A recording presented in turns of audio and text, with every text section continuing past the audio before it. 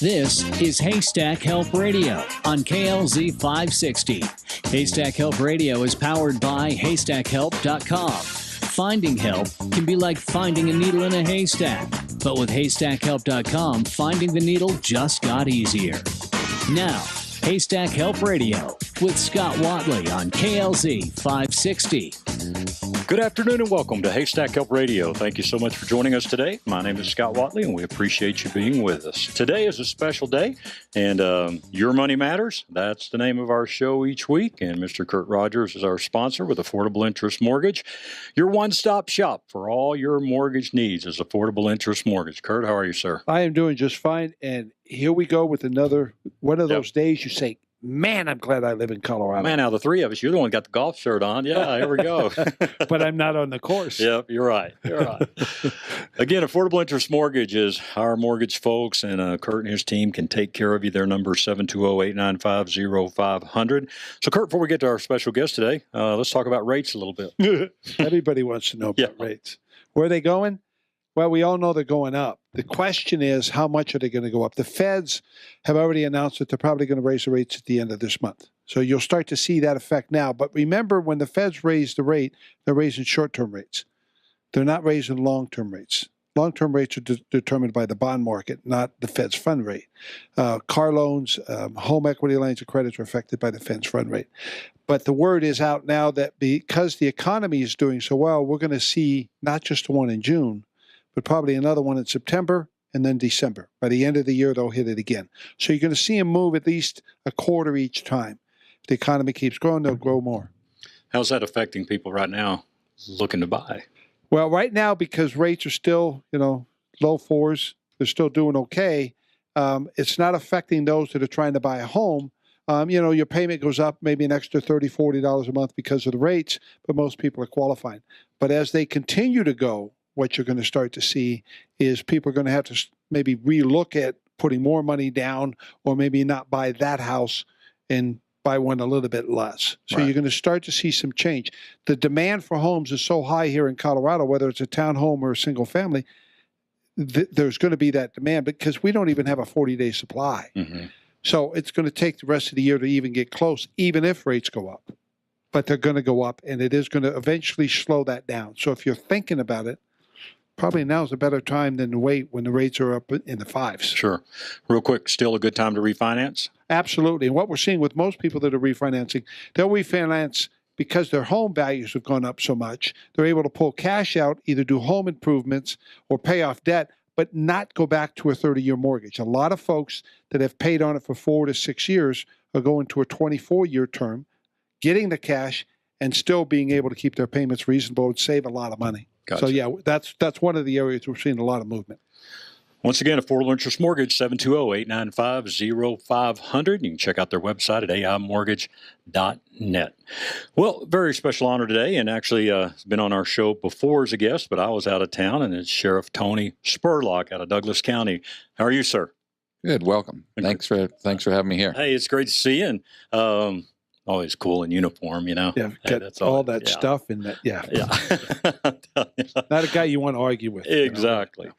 Well, Kurt, this is kind of your show on Tuesday. So how did you develop a relationship I've known Tony for quite a while. One of my neighbors used to be a Douglas County sheriff, lives right across the street. And that's how I got to know Tony before you became the kingpin over there. I know when he first started, which I'd like you to tell people why you became a police officer and how you got to where you got to as we go along. But it's always a pleasure to have you here because you have one of those jobs that I would never, ever want to do in today's world.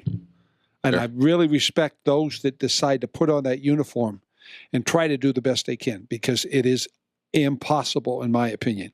You can't win in most cases. Yeah, it's becoming incredibly more complex as we move through all these new issues that happen. And I've been in the business 38 years now, believe it or not. We've known each other for 20 of those. Yes, easily, we have. Maybe a little more than that.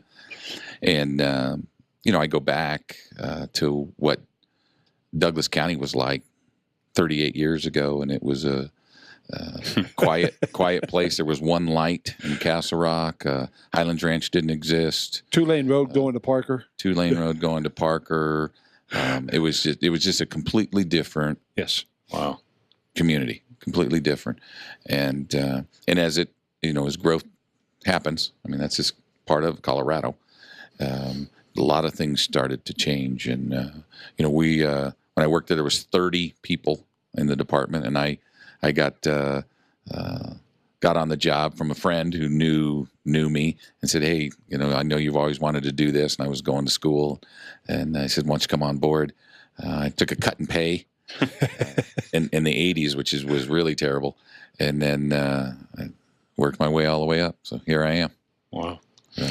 Real quick, got to ask you this. I was reading your bio. You graduated from the FBI National Academy. Recent story on the news. Yeah, I knew we were going to talk doing about a little dance. Gun fell out, discharged, and it looked like to me it discharged when he picked it up. So I think he pulled the trigger. Yeah, when he grabbed it.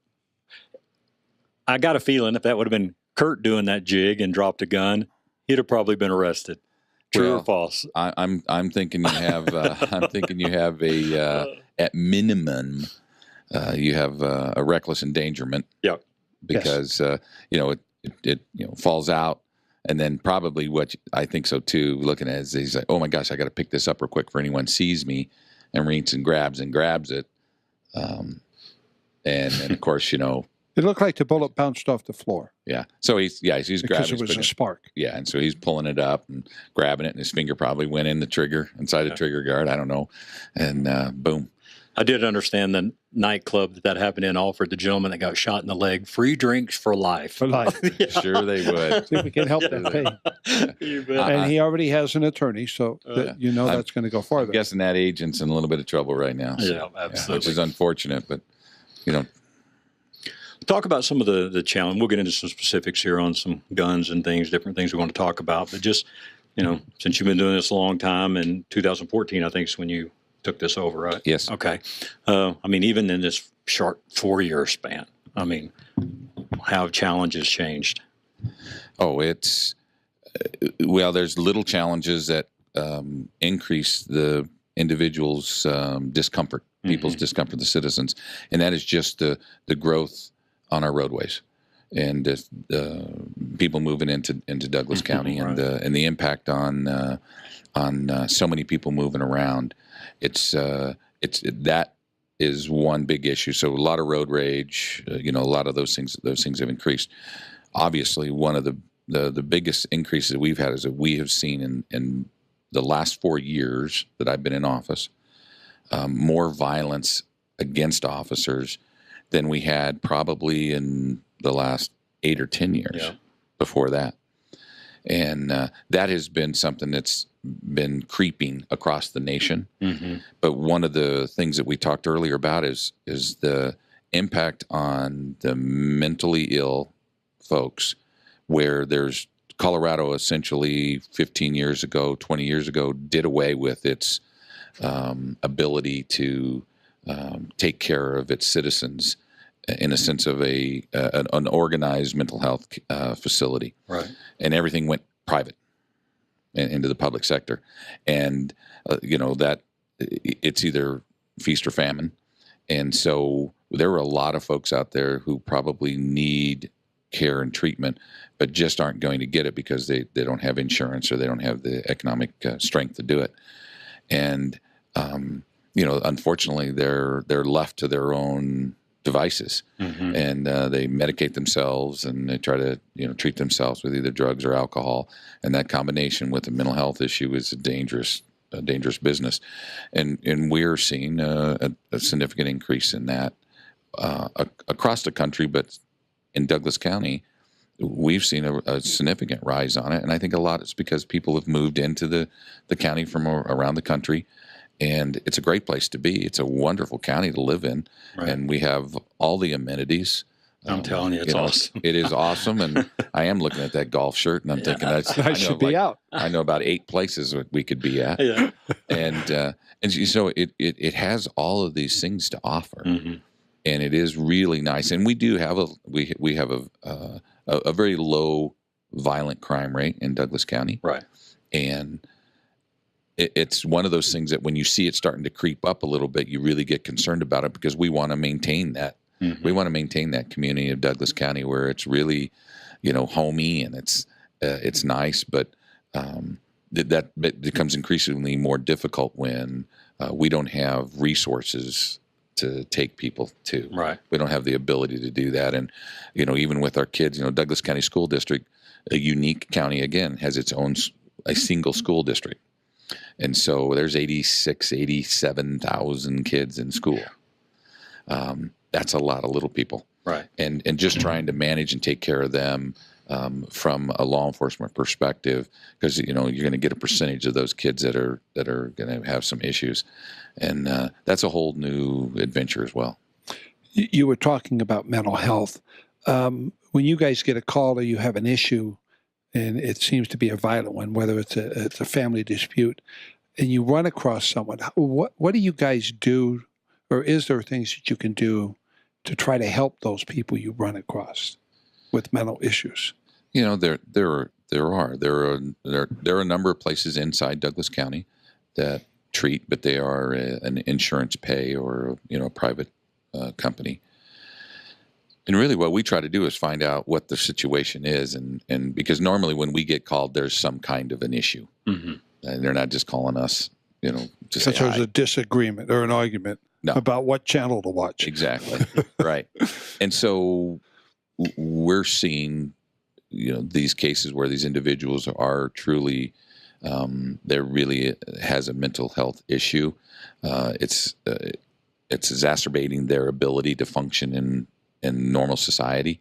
So they're not working within the system whatsoever. I'm going to say not most of them in Douglas County are homeless because we don't have that kind of environment there in that case. We have homeless folks, but these people have places to go to stay, but there's no one there to help take care of the issues that they have. And it just starts to compound itself, and then they start to act out. And then unfortunately, there's an issue. Someone gets hurt, or they lose control or capacity and capability to take care of themselves. And then that's when the law enforcement gets called. Wow. And you can't seem to win in that scenario. It doesn't seem like. No, it's a lose-lose for everyone, the community, for that person. For law enforcement, we're called in, and our hands are pretty much tied. We're supposed to take care of the individuals who commit crimes. Most of these individuals that are doing stuff don't even have the legal capacity to commit a crime. Now, there is it's not an exclusive issue to have someone who is just evil and bad. Right. And then also have a mental health issue that obviously accompanies that. But there are bad people. That's a whole different topic. These are folks who just have no ability and no capacity to take care of themselves. And that's really one of those kinds of things that's just increasingly gotten worse in our community and across the country. Right. You mentioned the attacks on police officers and all that, but it's something to where, just over the last several years, you've noticed, certainly, just a lack of respect, and I'd say kids, but there's a lot of good kids out there, but I'm telling you, just to see the way kids treat, authority today, man, Kurt, would have never dreamed of saying some of the things that you see, on videos on Facebook and, taping an officer when he comes up to your window and all the different things. It's just crazy to me, just the blatant disrespect for authority that we see today. I wasn't a very good teenager. I had my run-ins with the law. I think we all did. I had a tendency, I tested my parents, so I had no problem testing somebody in the uniform. But one of the things I learned real quick, when they said to do something, if I didn't, it went from A to Z real fast. And I realized that they had the authority for whatever their reason was. That seems to be gone. It seems to be to where you don't have the right to talk to me and tell me what to do or tell me I can't do this. And that if I say something to you, you have to listen and take it as the truth, even though what you're viewing is 100% different than what they're saying. Sure. And that amazes me sometimes when you see these clips that they show such a small 8-second segment of something that lasted for 4 minutes that would have caused this issue. And How do you deal with that? How do your officers deal with that on a day-to-day basis, knowing that when they walk out, that's going to happen? Right. Well, two things. One, the invention of the body camera, and now the policy of having it, because once you have a camera, if you don't have it on, then what are you hiding? Mm-hmm. So that's a whole nother battle, which that has really, in my opinion, helped law enforcement 100%, because the allegations of wrongdoing is, let's just watch the whole tape, like you said, Kirk. Let's just watch all 4 minutes of it, not the 30 seconds. Yeah. You'll see the whole story. And so that has really made a significant difference in law enforcement. But you were right. I was in Denver a couple days ago, last week, at a government building with a bunch of cops, leaders in the metro area. And an individual demanded to be present. He wanted to be heard. And we were in a public meeting because it was a task force group, and we were in a public meeting. And so he shows up, and he's got foul language written on his shirt, and very derogatory topics about cops on his shirt. And he wanted to be heard because he had the right to be heard. And people cloud themselves under their First Amendment right. Mm-hmm. And I'm like, oh, okay, that's a public meeting. You come in here and sit, but these are the rules. You're not be able to talk. This is not a conversation. You're just to listen to what was going on in a meeting. Public means we allow you to come in and watch. That's right. Yeah. It's like a football game. And so so we leave the building, and he's out, and he's writing on the sidewalk, and he's doing all kinds of stuff. And I had some people walk by and kind of look at me, and I was in uniform, and they're like, well, are you going to do anything about this? And I was like, well, here's the issue. He's, what crimes is he committing? And then, he's baiting me to try to do something. Sure. Yes. So he can say, look at you guys are aggressive government. And so there's always this delicate balance to have to deal with someone who's challenging you. Officers or deputies all the time, and the officers around the metro area are always pulling someone over, and they're saying, well, I don't have to give you my driver's license. I don't have to do this. Why'd you pull me over? Whatever. See, man, I would never. And I just, it always cracks me up, because I'm like, I want to say, you pulled over. I just turned the lights on and you pulled over. So you already know that this is what the common norm is. And then when I get to the door and want to talk to you about why you were pulled over, you have your camera out, and then, you're doing the taunting. And it is unfortunate that we find ourselves in a community where people sometimes want to fight the government or the authority just because. Right. And again, but I go back to, in Douglas County, we have a pretty great relationship with the school district and the schools, and I have an SRO in every one of the high schools, and they have a relationship with that principal and the assistant principal. So when we have a kid that acts up like that, there's a group of people that are going to impact that individual pretty quickly, and we have been trying to be a part of that. Now, I do have to admit that you have your kids. You send them off to someone else to essentially raise them. Sure. Because they're there for 1/3 or more of the day that they're awake. Yeah.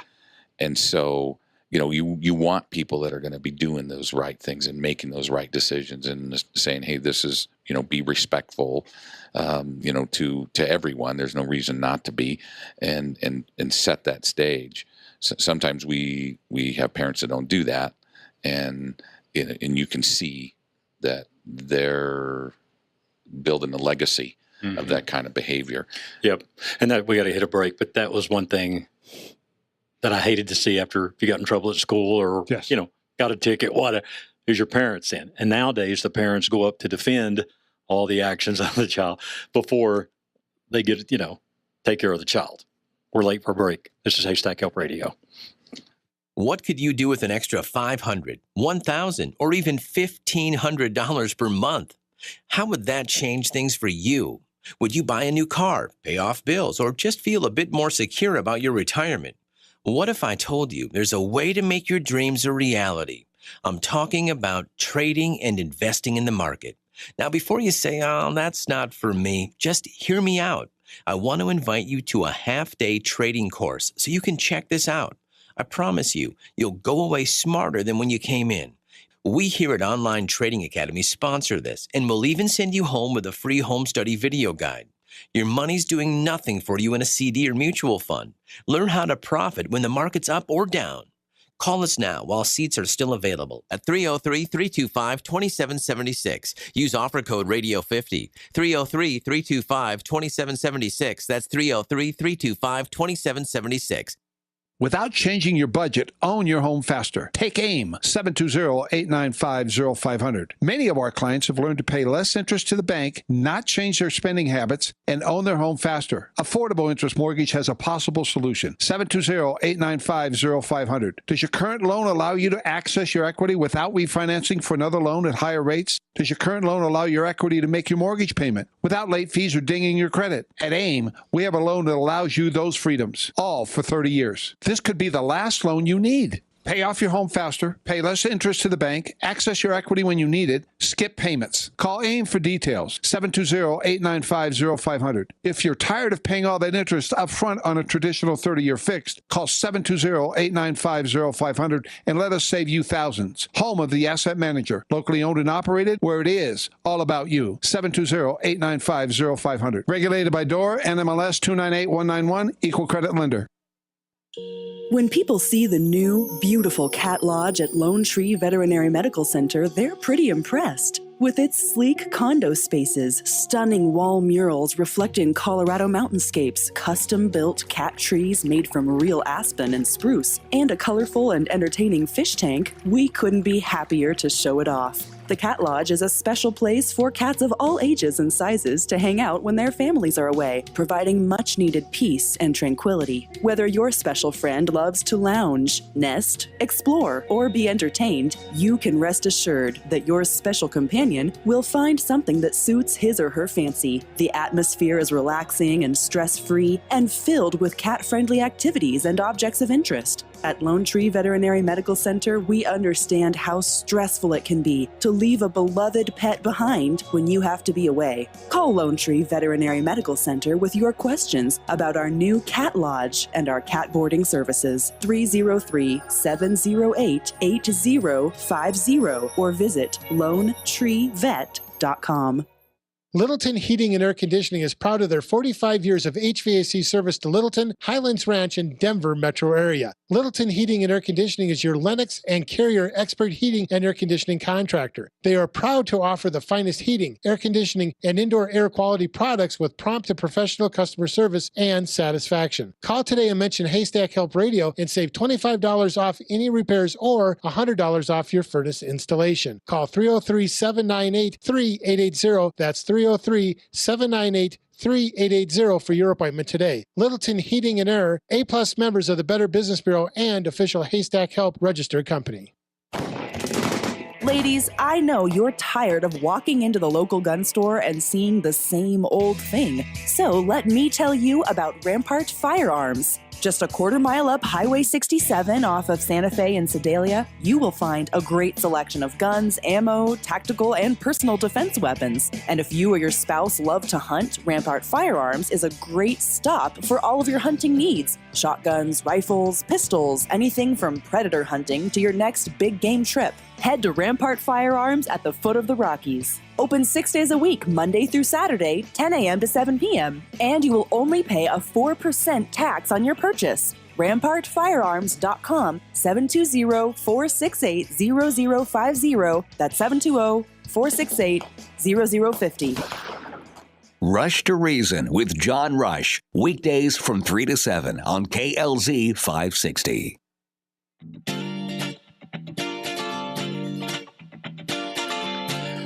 Welcome back to Haystack Help Radio and a special edition of Your Money Matters. Our special guest today is Douglas County Sheriff Tony Spurlock. You mentioned having the SRO officer in each high school.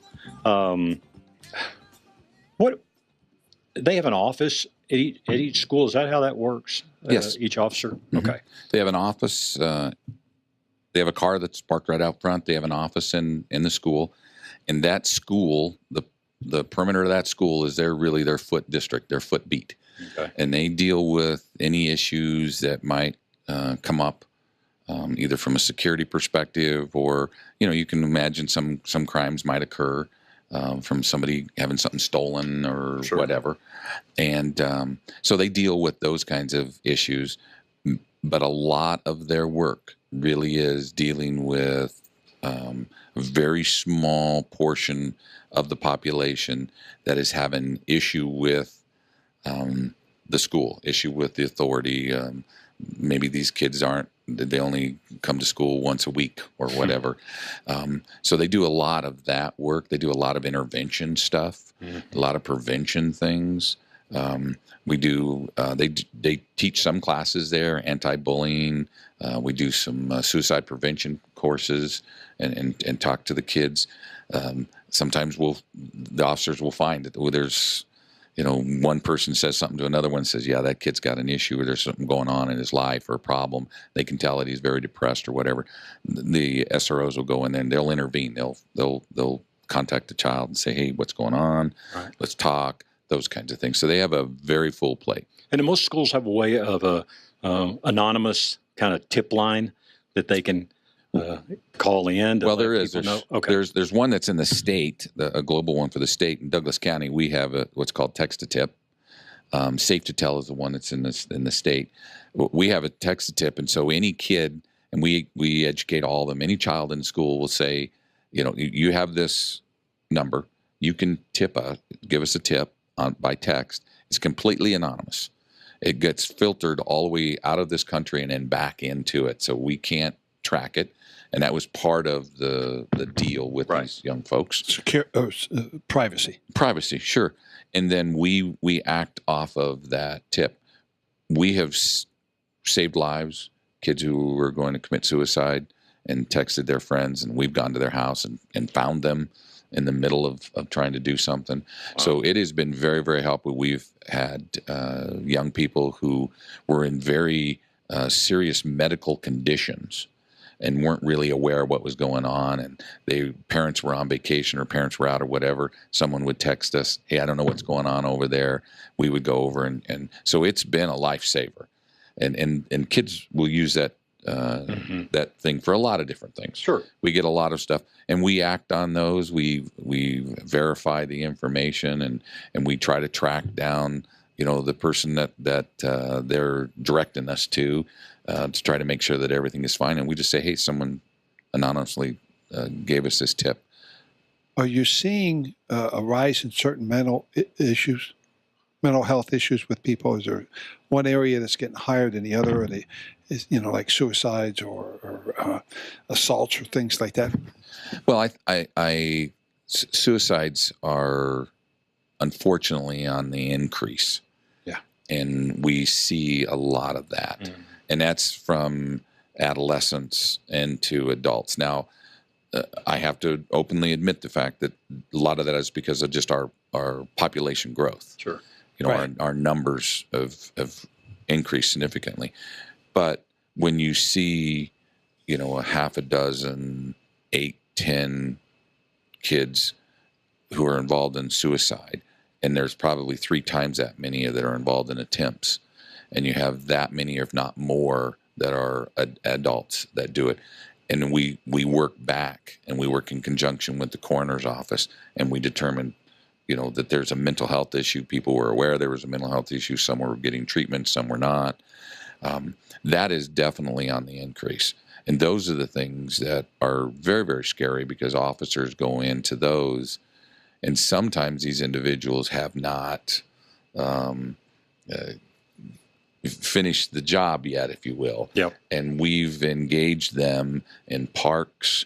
A very tragic story where we got a tip of a kid who was going to hurt himself. We found him in a park. He had a gun. We did everything we could do to try to get him to put the gun down. He wouldn't do it, and then he ends up shooting himself. Very tragic for the kid, obviously. for the family, and then the officers that are there have to see Yeah, this to watch that. and have to deal with it, because to them, they failed, they weren't successful, and those are things that have proven to be very, very costly for the officers.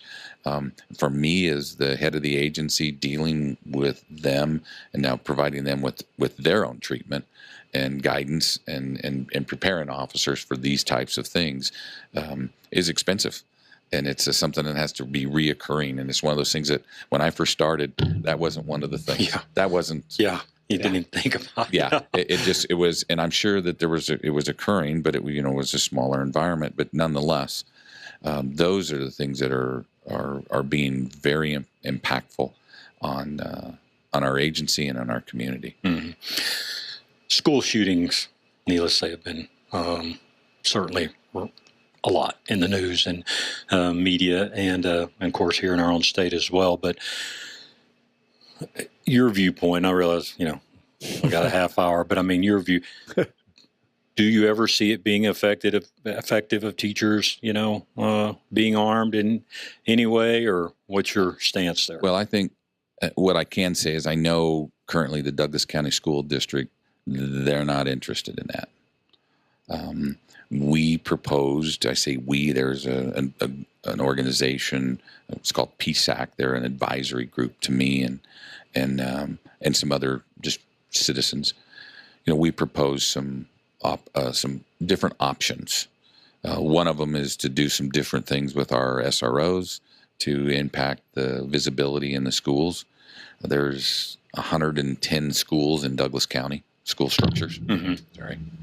And 110 schools, that's a lot. That's a lot of people to monitor. So, we propose, and I met with them.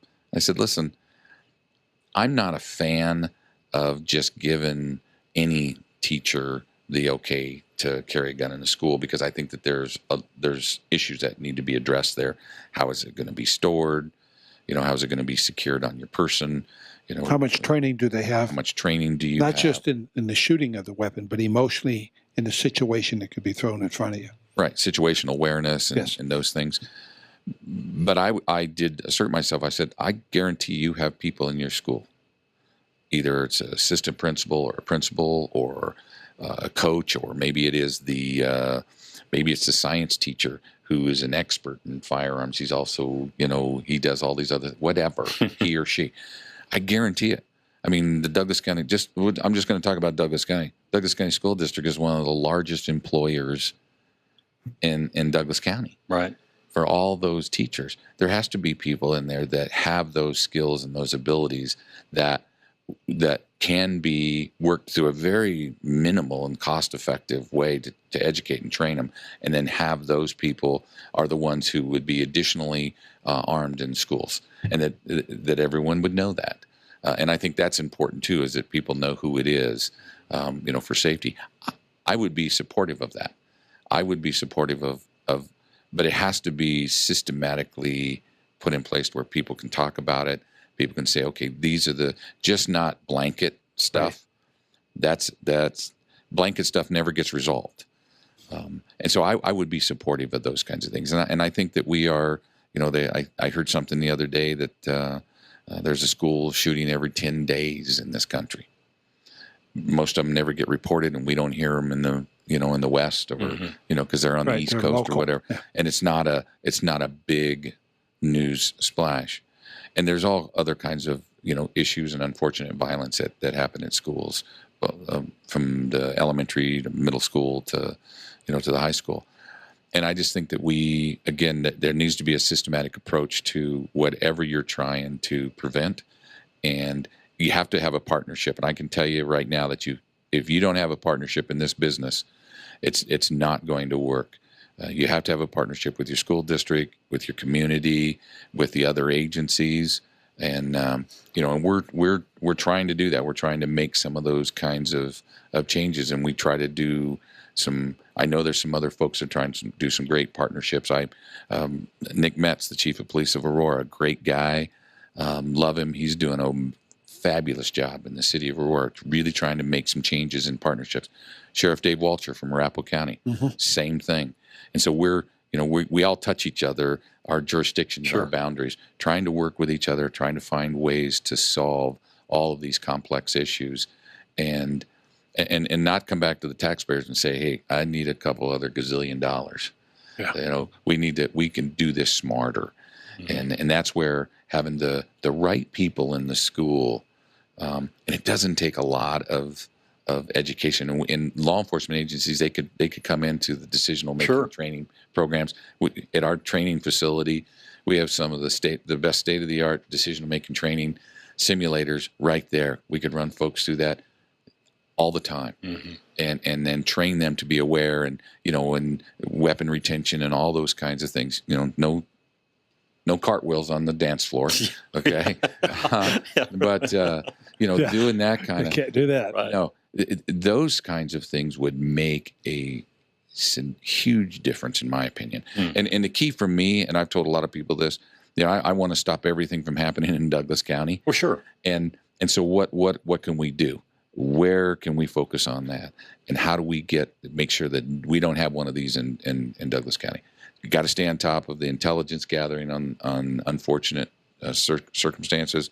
Got to stay on top of the kids of who's got a problem, and make sure that everyone talks about it. Make sure the school is talking about and getting people help, and getting folks that need that extra help, and then also creating a hardened barrier in school protection, either with someone who's armed or doing some other kind of watchdog dad programs that they do at the elementary school level. Yep. I mean, so many things I want to talk about. But one thing that you see, I mean, even at our church, I help out with our security there, and one thing we do is, once services start, we lock every door except the main front door. Now, you can get out, of course, for fire or anything like that. At do you see a lot of schools, the campuses are so big now, where there's just so many openings that's something that to just look at, of just, hey, at least have one or two ways to get in. Sure. After a certain period of time during, And I'm impressed that you're doing that, because there's simple things that people can do to protect themselves, especially in large gatherings. And that's one of them. And one of the big things is lock all the doors when the program starts, except for the front door, and have easy access to, and then have people monitoring those. The schools, I think the biggest complications that they have is that they start doing what they're trained to do, and that is teach. Yep.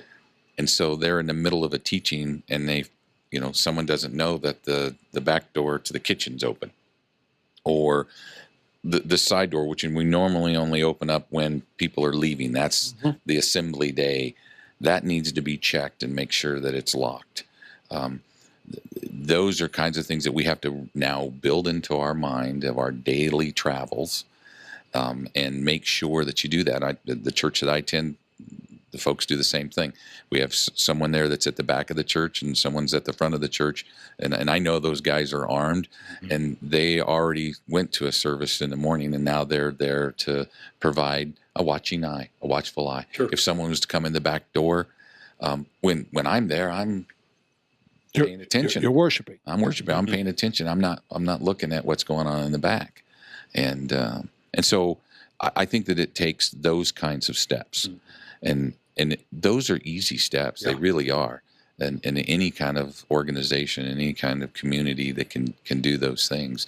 And with the school district, again, partnering with them in their school security and having kind of a plan in place, and then working with, you can go to any school. Let's just take let's call Highlands Range High School. I guarantee you there's parents in there that one or two of them would say, hey, I can do it on this day and I can do this, and build these co-ops of people that want to be a part of this overall protection group. And the key is just making sure that there's tons of people involved that are watching, and let everyone know that people are watching. See, and I don't see that any different if getting involved in the community as being a volunteer at church.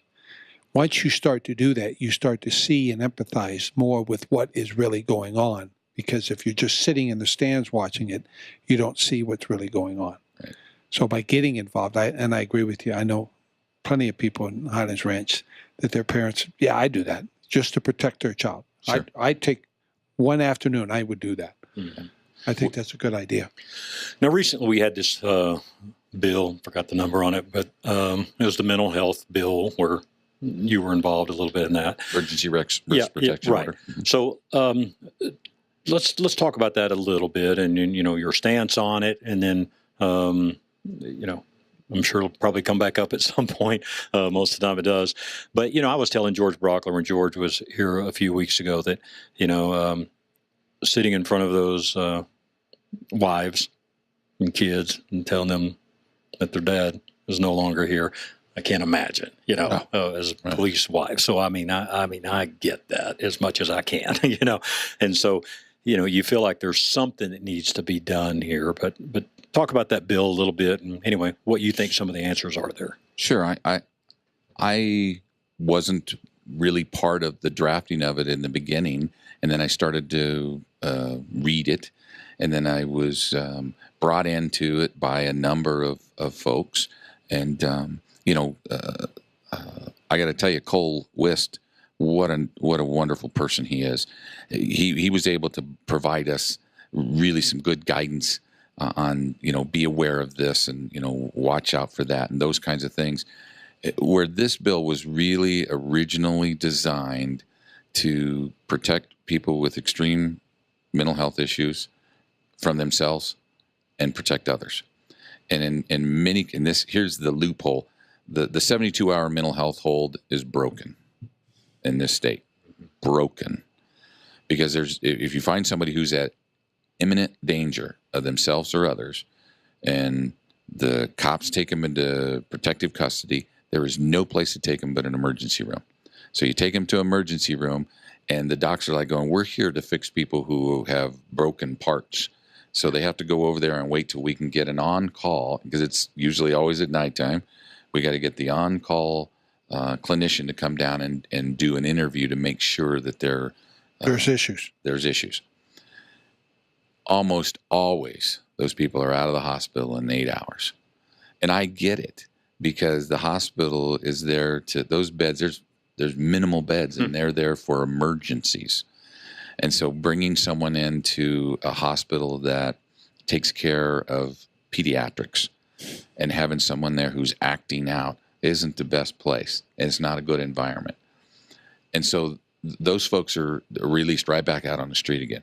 72-hour bill's it's not working. This bill would have done, and it's only for extreme risk protection orders. Law enforcement would find someone who was at their extreme risk. They're either bipolar or schizophrenia, and they were going up and down, and the officers would be able to see that and document that and make an informed decision. Say, yeah, this person at any point they're going to get to this point. They're going to snap. They're going to snap. So you take them into temporary custody, and we take them to the hospital. At the same time, which I really loved about this bill, and we have to give credit to George Brockler for this, because he's the one that said, hey, you got to have this. And we talked to him about a tactical perspective as well, is you get a search warrant at the same time. So the bill had probable cause already built into it. And I think one of the big issues was, and I get this, is that people don't like to have ex parte orders. And I've been doing this for 38 years. I know tons of judges, and I know tons of attorneys. And I have to believe internally that when you become a judge and you put that silk robe on, that you're going to do the right thing. You're going to listen, and you're not going to just arbitrarily just take everyone's guns that come in front of them. We're not in a perfect world. There's going to be mistakes. Sure. But generally speaking, the good thing is going to happen. And in this case, with this bill, we would be able to get a search warrant and then go back and say, here's the deal. We're going to remove your guns and put them in protective custody. There was 3 different options to do that. You're a family member, a private company, or law enforcement. And in 7 days, you have to have a hearing. And someone's going to look at you, and we have to have a doctor come in, and the doctor's going to say, yeah, no, or, hey, it's okay. He just had this episode. This is what happened. You guys weren't aware of it, but his aunt died, and it was a person who raised him, and this, whatever the scenario is.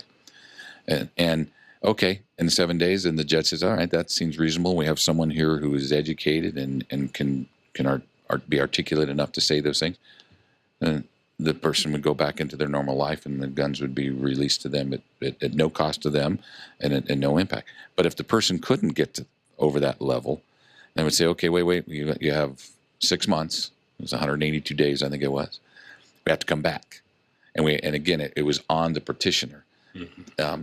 In many of these cases, it's family members who know that their loved one is so dangerous and is in so harm's way of themselves or others.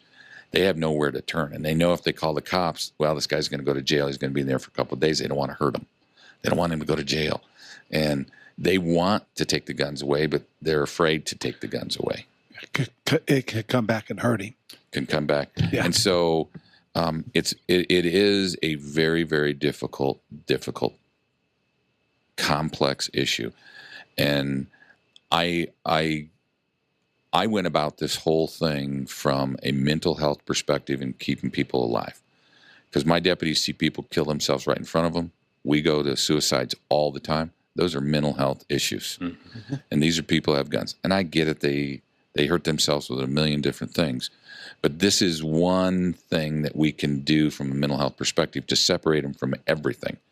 Get them out of their home, get them out of that environment, separate them from everything that they have that could hurt them, get them to a hospital, and then get the doctors to say, yeah, they're not good to be by themselves. And then they would set some parameters through the doctor and the family.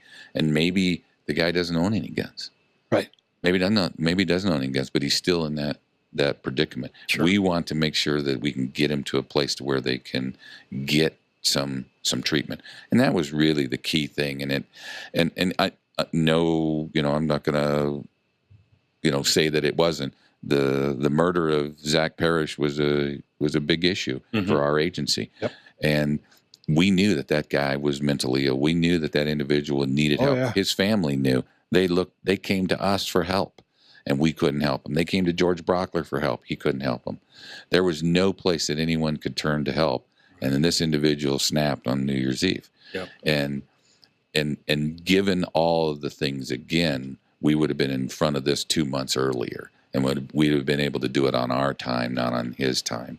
And so, yes, it was responsive to that. And most issues are responsive mm-hmm. to protect people's lives. And I still believe that was the right thing to do. The bill, I believe that if both sides of the aisle could have sat down and talked and set aside a couple issues and said, what are we really here to help? And that is keep people alive in our state and help people who have mental illness. And the second issue is, we'll get them their guns back when they're healthy again. Because I asked a number of people, I said, if you see a guy running around, putting lighter fluid on his hair, do you think the guy ought to have a 38 in his waistband?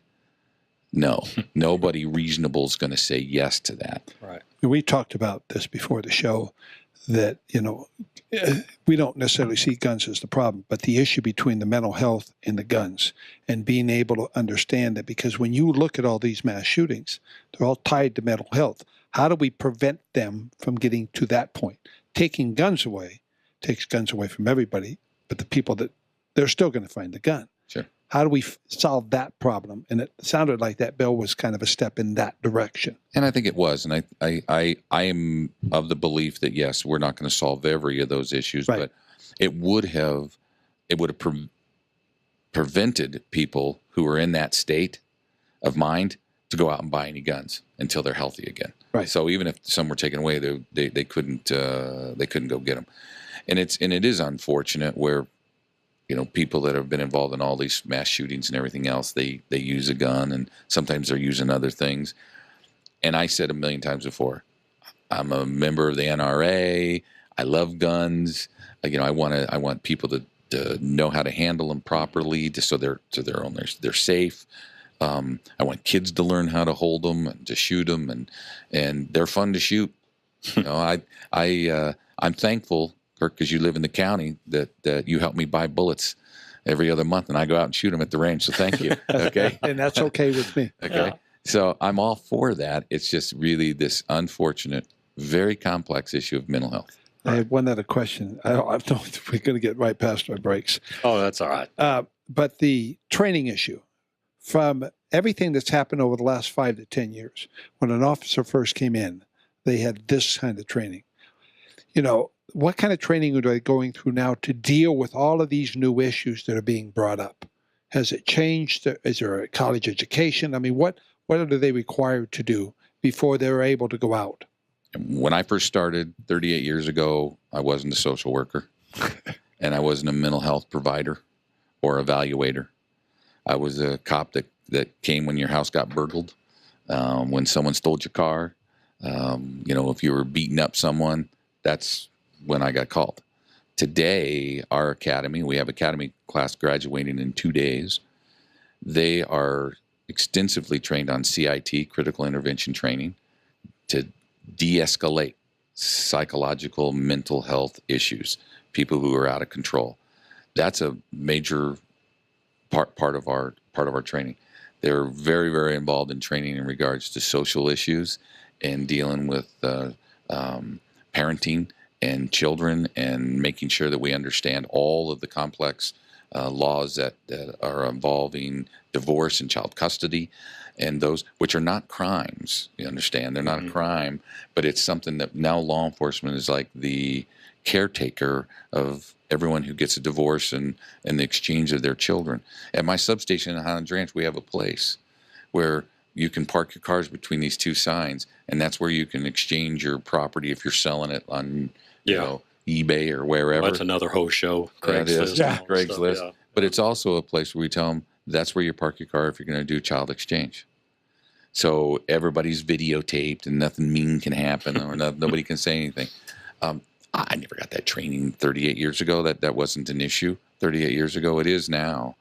And the officers' training exponentially has grown from the amount of hours that you would take in a training class and 30 years ago into what they're doing today. And then they have to deal with, like you talked about, when they see someone who's committed suicide or they get into a shooting, how they deal with that afterwards, because that wasn't probably near as prevalent years ago as it is now.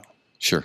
And now, we will send them to a psychiatrist. They get some time to spend with them to talk to them about it.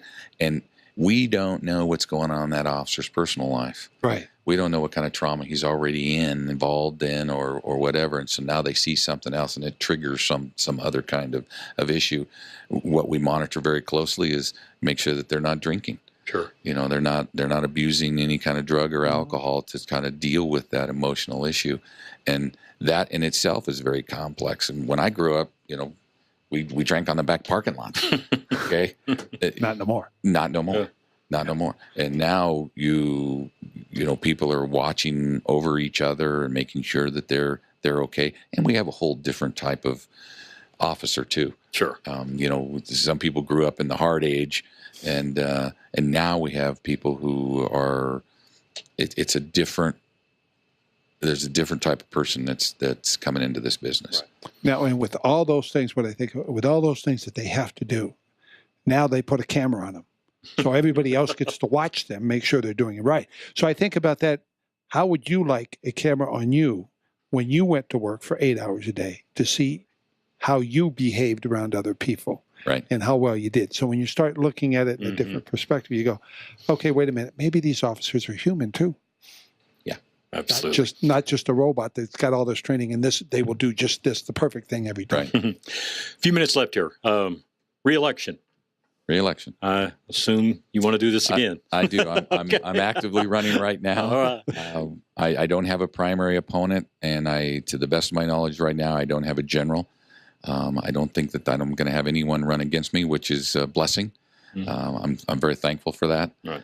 So I'll if all goes well. There's this mental issue that you talked about. Yeah, it might be that too.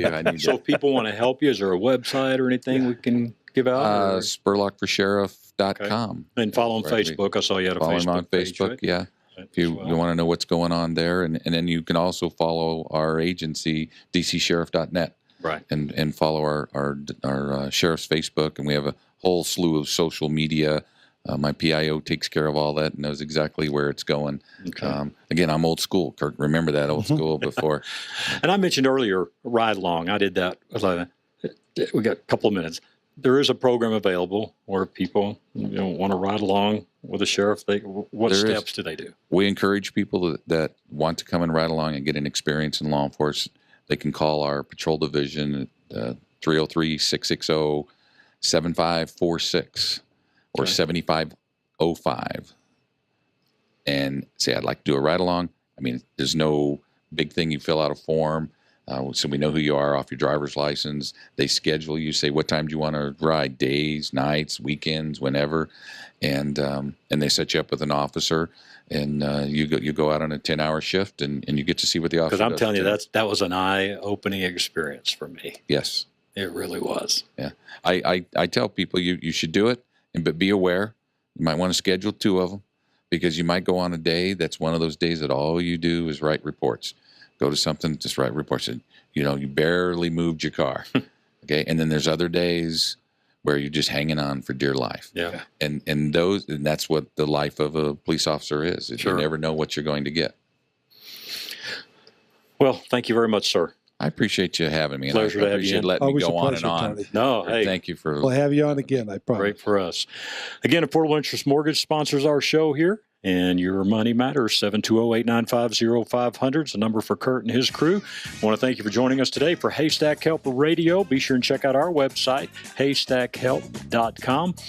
And our helpline is 303-333-HELP, 303-333-4357. Leave it right here on KLZ 560.